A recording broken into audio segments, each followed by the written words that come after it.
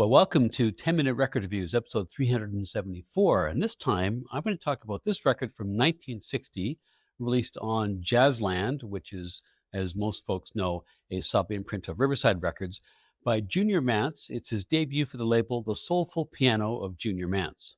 This is a first stereo pressing of this fine record, and what you get here is not intense virtuosity. There's no pyrotechnics. There's no angular, unsettling playing. It is a bluesy jazz piano trio playing for the most part standards.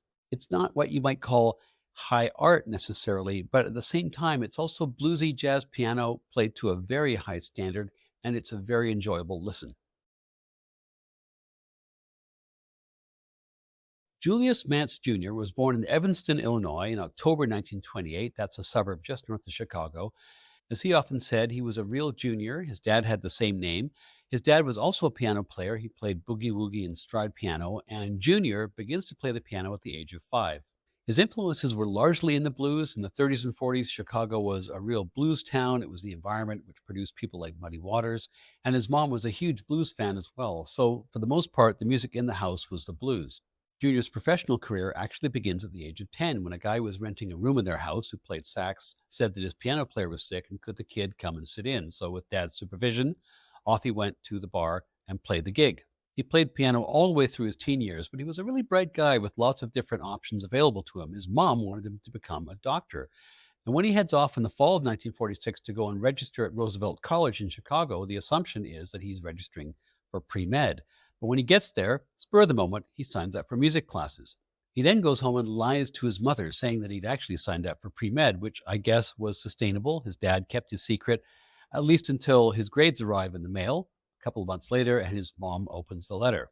Somehow he survives that particular storm, but ironically, the faculty at Roosevelt College didn't like jazz at all. In fact, the playing of jazz was banned from the faculty, and when he was discovered playing jazz in one of the band rooms, he was suspended. Of course, it's understandable that he was tempted because jazz was just booming in Chicago at that point. One of his close friends was the great tenor saxophonist and future Prestige Records star, Gene Ammons. Following that suspension, he drops out of the program, and he and Ammons begin to play around Chicago, beginning in around 1946. And in 1947, they actually appear on a record for the first time for Savoy Records in a group led by Leo Parker, which also included the future Dave Brubeck bassist, Gene Wright. Mance and Ammons played together on and off in Chicago from 1946 to 1949, at which point the great tenor player Lester Young comes to hear them play at a little tiny place called the Congo Lounge just around the corner from the Savoy Ballroom in Chicago. Lester had a gig coming up, but he had a problem because his piano player had missed his flight, so he asks Mance to sit in. Now, the piano player turns out to be Bud Powell, who may have had some structural reasons for missing the flight, as well as simple tardiness. But in any event, Mance seizes the opportunity, and he ends up staying with Young, and he actually ends up recording a couple of sides with Young, including the track Junebug, which was Lester Young's nickname for Mance.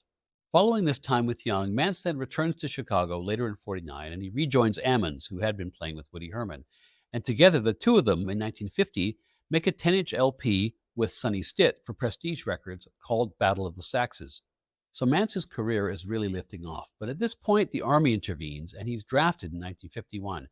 Goes to Fort Knox for training, and he's about to be shipped off to Korea when fate intervenes in the form of Cannonball Adderley. Now, this was pre-fame Cannonball Adderley. His own breakthrough wasn't going to come until 1955, 1956. He's an unknown.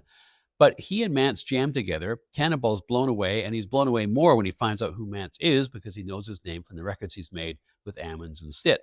Cannonball, who at that point was playing in the bass band and had achieved a degree of influence in the unit, manages to wangle Mance a transfer to the clerical pool, where he stays for the duration of the Korean War, playing in the bass band until he's discharged in 1953. Leaving the Army, he goes back to Chicago, where he finds work in the house band at the Beehive Jazz Club alongside Israel Crosby, who would later play bass with Ahmad Jamal, and the drummer Buddy Smith. The Beehive gig gave him great exposure to all the traveling stars that came through, people like Coleman Hawkins and Charlie Parker. And it's Parker who encourages Mance to give up that gig and move to New York to seek his fortune, which he does in 1954. Once he arrives in New York, he's scooped up almost immediately by Dinah Washington, and he stays with her for about 2 years. He appears on some of her great jam session records, including Clifford Brown and Harold Land and a whole bunch of other all-world musicians, something he'd later call his career highlight. He then rejoins his old friend Cannonball, who in the interim has had his own breakthrough in New York in 1955-56 and is a big deal. And in 1956 and 1957, he's on a number of Cannonball's great Emersy recordings from that era. Then Miles Davis reaches out to Cannonball in the fall of 57 and invites him to join the sextet, which would eventually make Kind of Blue. So Mance is at a loose end and joins Dizzy Gillespie, where he stays for a couple of years, makes a couple of records with Dizzy, including this one, which is great, Have Trumpet Will Excite. He also appears on TV with Dizzy Gillespie and Louis Armstrong in a performance which you can find on YouTube. Dizzy Gillespie was signed to Verve Records, of course, at the time, and after a Gillespie recording date, Verve boss Norman Granz took Mance aside and said, "Look, I want to record you as a leader." And that recording session, which involves an instantly concocted trio with Oscar Peterson's bassist Ray Brown and Dizzy's drummer Lex Humphreys, ends up yielding Mance's debut, Junior. And incidentally, there's an expanded CD edition of that, which has 2 additional tracks with Buddy Smith, his old friend from the Beehive in Chicago, on drums.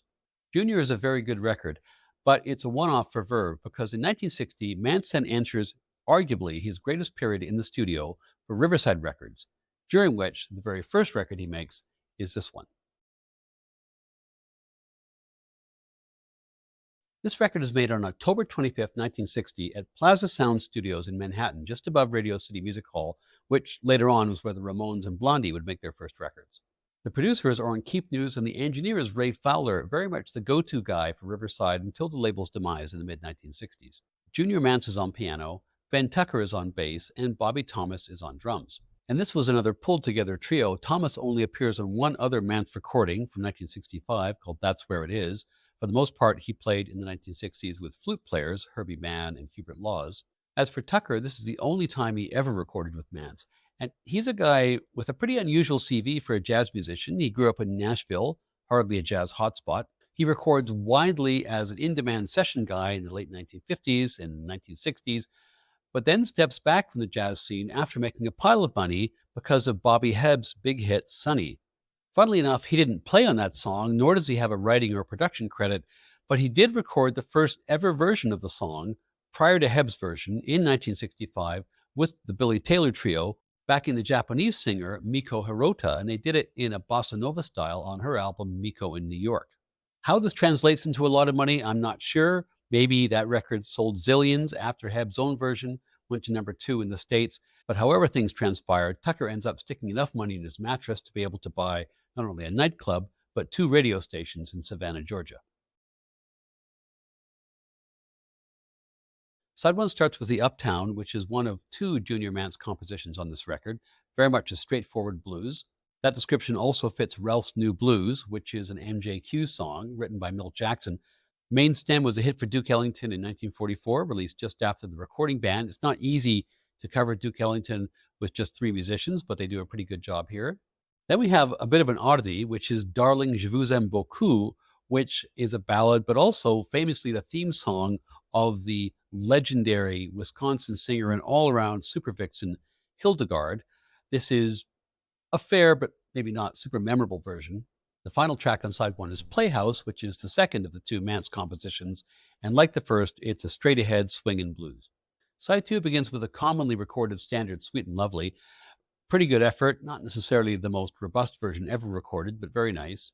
I care more for their treatment of Mary Lou Williams' track In the Land of Obladi, which is a track with a funny history. It was written as a satire of bebop, but made famous by bebop star Dizzy Gillespie, and whatever the layers of irony and all of that, this is a great version.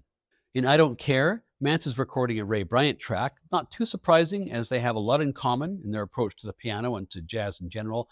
I think this is the best track in the record. And the final track is Swingmatism, which is a pleasing rendition of a track first made famous by Charlie Parker.